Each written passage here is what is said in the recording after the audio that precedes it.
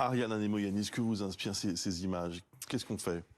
Bah, déjà, moi, je voudrais essayer de relever un peu le niveau face à un traitement que je trouve nauséabond en fait de la part des gouvernements européens, mais aussi de la droite et de l'extrême droite. En réalité, on fait face à une catastrophe humanitaire avec des gens, il faut le rappeler quand même, qui fuient des situations extrêmement difficiles. Après, c'est évident que face à ça, les États se renvoient la balle, traitent les migrants comme du bétail et tentent évidemment de manière très très cynique de se refiler un peu l'accueil de ces migrants en essayant d'en accueillir à chaque fois le moins possible.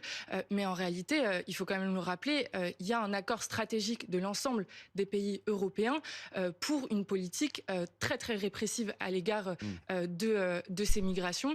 La politique européenne qui fait accord entre l'Italie, la France, l'Allemagne et d'autres, c'est quand même celle des pushbacks, c'est quand même celle qui laisse mourir en mer Méditerranée un certain nombre de migrants, comme on l'a vu en Grèce récemment, mais aussi près des côtes françaises en 2021. Il y avait une enquête qui avait conclu à la responsabilité de la France dans ce drame.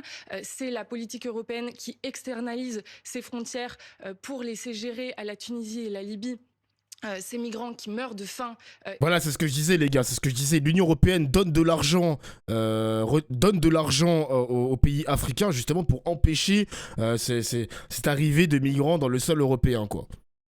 Il y avait un mec qui avait dit un truc intéressant. Question sérieuse, au lieu de pleurer sur les sujets, il y a personne qui donne des solutions concrètes. Alors, il y a des solutions, mais les solutions sont multiples. Donc évidemment, tu auras les solutions de gauche où ils vont te dire d'aller régulariser les sans-papiers. Donc l'afflux de migrants. Il y a une autre solution où ils vont te dire il faut stopper l'immigration, il faut empêcher les migrants de venir sur le sol européen en installant évidemment une véritable forteresse à travers Frontex où ils te disent non, t'es pas le bienvenu chez nous, au revoir, bye bye. Donc les solutions sont multiples, mais c'est des solutions de gauche, des solutions de droite, des solutions d'extrême droite. Les solutions sont multiples, quoi. Donc voilà, c'est. Il y a des solutions, les gars. Il y a des solutions. Et de soif, comme on l'a vu à la frontière tuniso-libyenne cet été. C'est celle des camps à ciel ouvert en Grèce qui sont, je le rappelle, revendiqués par Valérie Pécresse des Républicains pendant les élections européennes. Bref, c'est toute cette politique-là qui fait qu'il y a 2000 morts en Méditerranée depuis janvier 2023, qui en fait un cimetière méditerranéen. Donc, je voudrais partir quand même de ça et je voudrais dire un dernier élément, c'est que cette politique européenne, elle est à la fois ultra répressive, c'est ce qui fait accord, mais ce qui fait aussi accord, c'est de négocier des quotas de migrants par pays en fonction des besoins de main-d'œuvre du patronat, parce que, je le rappelle, mais ça dérange beaucoup moins Madame Maréchal, Monsieur Bellamy ou Monsieur Darmanin, quand ces mêmes travailleurs migrants sans papier sont ceux qui sont employés derrière dans les chantiers du Grand Paris, sont ceux qui sont employés dans les sous-traitances du nettoyage, sont C'est ceux qui vrai. sont employés dans les vignes à l'automne, C'est et vrai. qui en fait meurent au travail sous la canicule ou sous la cadence Ça vous dérange pas hein, d'utiliser la main-d'œuvre comme ça qui n'ont pas de papier. Hein. Là, ça vous dérange pas, là. imposée Hein. par le patronat. Ouais. Je tiens quand même à rappeler ça parce que sinon, il y a une Hmm. lecture effectivement Alors, extrêmement cynique de ce drame qui est en juste, train de se jouer. je me mets à la place de ceux qui nous regardent ce matin et qui entendent Monsieur Bellamy dire il y a un problème, la politique est trop permissive, et vous qui dites la politique européenne est trop répressive. Alors, il faudrait Bah, savoir. Il faut Il me voir semble qu'il comment, faut. comment sont gérés ces flux migratoires. On a des Non, mais prisons à ciel je- ouvert, vous le voyez bien. Si les gens meurent en Méditerranée, c'est parce qu'en fait, ils ne sont alors, pas secourus par les gardes-côtes, ils sont laissés pour morts. Il y a aussi des politiques de pushbacks, comme je le disais, il y a un certain nombre d'ONG qui alertent sur ce phénomène-là. Donc effectivement, hmm. l'Europe qui laisse mourir des migrants dans la mer Méditerranée, c'est l'Europe forteresse.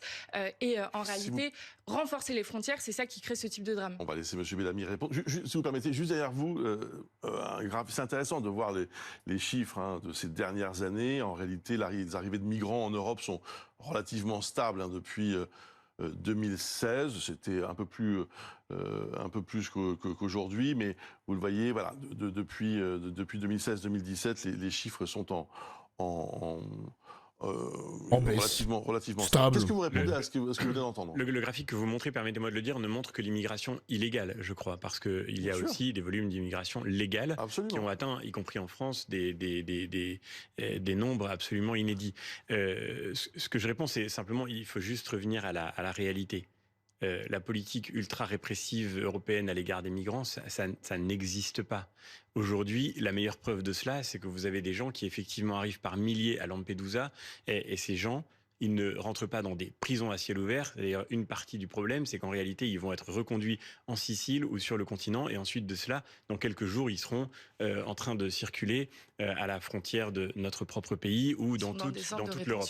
Le deuxième aspect, c'est que vous attaquez avec virulence le patronat qui ferait mourir les gens au travail aujourd'hui en Europe. Mais la vérité, moi je regrette évidemment cette situation désastreuse qui fait qu'alors qu'il y a des millions de gens dans notre pays qui n'ont pas de travail, effectivement, on continue de faire venir ou d'accepter que viennent d'ailleurs des gens qui travaillent dans des conditions très précaires, qui n'ont pas de titre de séjour, qui n'ont pas de papier, qui par conséquent sont beaucoup plus susceptibles d'être exploités. Et cette situation... Arrête, ça vous arrange. En fait, le problème, c'est que ce problème, il est tellement multifactoriel. Il y a des personnes qui se tuent au travail, les migrants en l'occurrence, donc là je vous parle de Uber Eats, restauration, la plonge, etc., qui sont des métiers en tension. Mais eux-mêmes, les employés qui sont dans ça, les mecs, ils préfèrent avoir 1000 fois ce travail que de retourner dans leur pays en guerre, les gars. Et justement, c'est ce que je disais tout à l'heure, ces mêmes personnes-là, on va même pas leur donner les papiers français.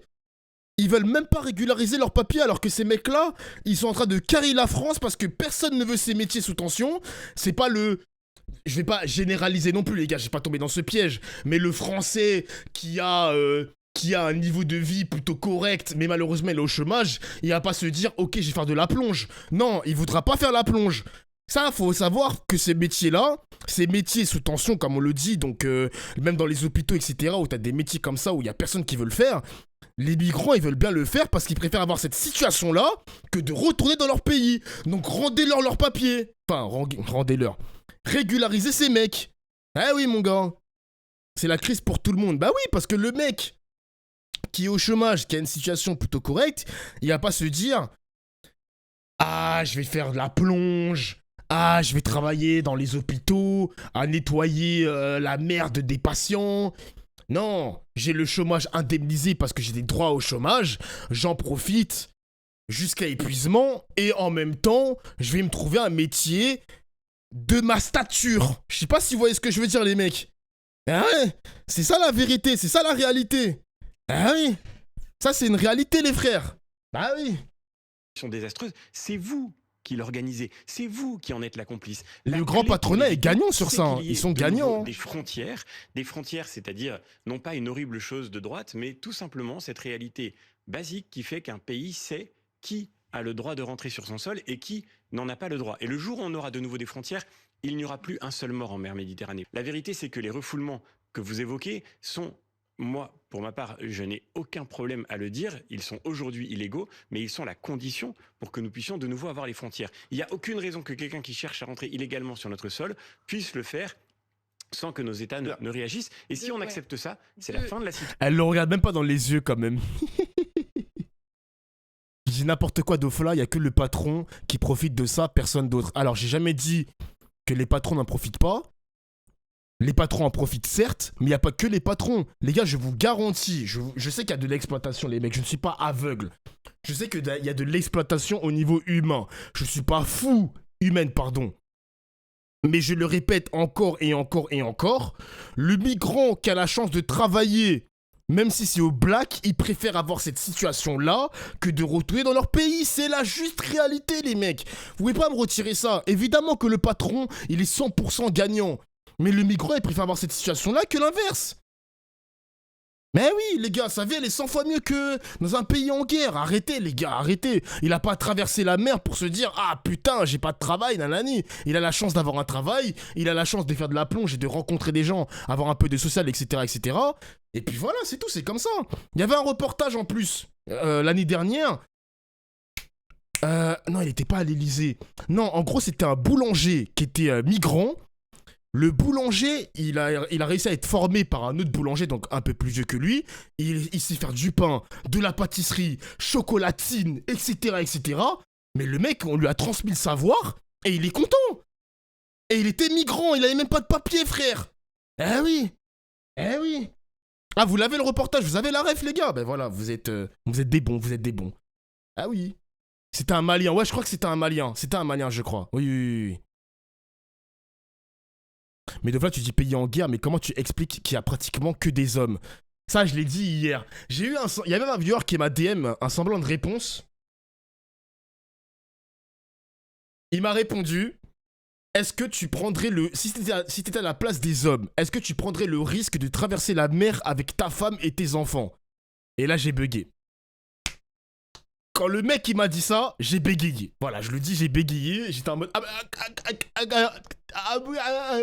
J'ai pas su répondre. J'ai pas su répondre, voilà. Logique, logique, logique. Citoyenneté, c'est la fin de l'ordre public dans le pays, c'est la fin de la sécurité aussi, évidemment, et c'est la clé de l'exploitation que vous prétendez dénoncer. On a compris. On a compris. Effectivement, partir des causes un peu de cette crise migratoire, parce qu'en fait, la droite et l'extrême droite, on vient de le voir à l'instant, en font une crise civilisationnelle en disant que l'Europe serait submergée, envahie en fait par les migrants. Permettez-moi de le dire, je ne sais pas si c'est un scoop pour vous, mais le seul continent qui a littéralement envahi le reste de la planète ces derniers siècles, c'est quand même le continent européen. Et aujourd'hui, on assiste aux conséquences de ces politiques de le critiquer, de la part des pays occidentaux. Je ne crois pas que Total ait eu besoin d'un visa pour... Ouais, bon, là où je suis pas trop d'accord avec elle, même si je suis dans son même groupe, c'est pas parce que l'Union Européenne l'a fait que c'est une bonne chose aussi. Là, en fait, le discours de dire que c'est à juste titre, comme si c'était une vengeance entre guillemets, les gars, je sais pas si c'est la bonne manière d'exprimer les choses, je sais pas. Je sais pas si c'est la bonne manière de penser. Genre me dire que c'est la vengeance, comme si c'était tu récoltes que ce que tu sèmes, c'est le karma, c'est les Uchiwa qui se vengent des Hashirama comme dans Naruto. Moi, j'ai un problème avec ce genre de manière. Moi, j'aime pas trop ce... J'aime pas. C'est une conséquence, on peut pas le nier. Oui, c'est une conséquence, on peut pas le nier. Évidemment, évidemment. Oui, elle parle de conséquences. Ouais, les gars, j'ai raccourci. J'ai pris un peu le grand écart quand j'ai dit vengeance. Mais ouais, ça y est. Attrapez pas ma veste, les gars, ça y est. Au calme. Pour aller s'installer en Ouganda et construire une pipeline géante qui est en train de détruire les sols et exploiter les ressources là-bas. Je crois pas non plus que Bolloré ait eu besoin d'un visa pour aller s'installer... le Payward. Attends, elle a dit quoi? Et exploiter les ressources là-bas. Je ne crois pas non plus que Bolloré ait eu besoin d'un visa pour aller s'installer en Afrique de l'Ouest et déforester les forêts là-bas. Entreprises forestières qui ont quand même été épinglées par une ONG comme Survie pour avoir financé des guerres civiles au Libéria et au Sierra Leone. En réalité, c'est toute cette politique-là qui crée des crises et des catastrophes migratoires. Et c'est à ça qu'il faut s'attaquer. C'est effectivement la responsabilité des multinationales françaises, mais aussi du CAC 40, à la fois en termes d'ingérence politique en Afrique et ailleurs avec des bases militaires, une ingérence politique qui se voit au Niger, au Tchad, au Burkina Faso et autres, mais aussi une responsabilité d'un point de vue climatique, parce qu'aujourd'hui on assiste à des migrations qui sont climatiques et les entreprises du CAC 40, c'est quoi? C'est plus 3,5 degrés sur la surface du globe et c'est en gros totalement invivable et on va aller vers d'autant plus de flux migratoires et il faut arriver à s'attaquer aux vrais responsables et pardonnez-moi de le dire, je finis sur ça, mais la droite, à chaque fois qu'on est face à des catastrophes migratoires, se fait la championne de la solidarité franco-française contre les migrants. On a assez de misère ici, on ne va pas aller gérer celle de là-bas. Pardon, mais vous n'êtes pas du tout pour l'amélioration des conditions de vie des gens qui vivent d'ores et déjà ici. Vous êtes contre l'augmentation des salaires, vous êtes contre l'indexation des salaires sur l'inflation, vous êtes contre la baisse des loyers, vous êtes contre l'augmentation des impôts du patronat pour financer les services publics. Donc en réalité, oui, moi je me sens beaucoup plus proche d'un travailleur libyen qui essaye de traverser la Méditerranée pour fuir la misère que je me sens proche de vous qui en réalité avez comme projet pour mon avenir un avenir de précarité sur Laurent Neumann, si vous le voulez bien. Il faut partir de là. Ces gens, il faut quand même le Oh putain, elle a débuté quand même, hein. Waouh! dire, ne sont pas en train de fuir la catastrophe climatique. Ils sont aujourd'hui le résultat, ce sont d'abord uniquement des hommes jeunes dans la force de travail. Non, non, Ils il y a sont aussi le des femmes et résultat des enfants. de ces Qu'est-ce qu'il raconte? Qu'est-ce qu'il raconte? Qu'est-ce que tu racontes? Il y en a qui fuient aussi leur pays parce que c'est la conséquence du climat aussi. Qu'est-ce qu'il raconte, lui? La situation en corrompus Libye. qui construisent en Afrique Qu'est-ce qu'il la raconte? misère, et c'est de cela que nous subissons les Merci, conséquences. je suis désolé, mais on C'est est au la terme de fake ce débat. Merci beaucoup. On se retrouve dans quelques instants pour évoquer ce. Me faire croire qu'il n'y a pas de migrants climatiques. Non, vas-y, il abuse, lui. Il abuse. Ouais. Ça se voit qu'il est pas sous 50 degrés, lui. On a vu les températures qu'il y avait en Afrique, frère. C'était insupportable. Je dis pas que le migrant climatique est majoritaire par rapport au migrant économique. Mais quand même, faut pas le sous-estimer, frère. C'est un ouf, lui.